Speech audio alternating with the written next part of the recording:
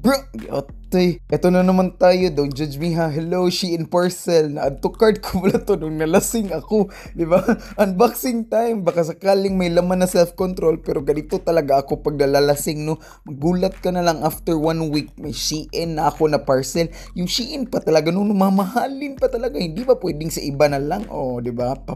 Wala ng blackheads. Pero after niyan, ito talaga, oh, yung white silicone shockproof phone case. To be honest, bro, cute, no?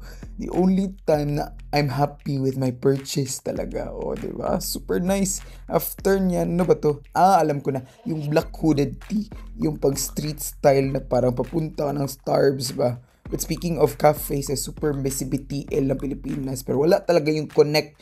After niyan, blackboard shorts, o diba? Tara sa beach, o. After niyan, yung black light straight pants. Pero napansin ko talaga, puro itim, no? Bakit itim, itim, itim? Oo. After niyan, batrag. Yes, o diba? Hindi ko alam kung bakit napunta dyan yung batrag talaga. Pero bra, it's time to test the whole hoodie plus pants plus shades. Ano bra?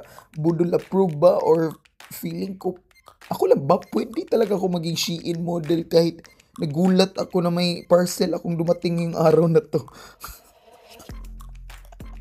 Bitaw, bye!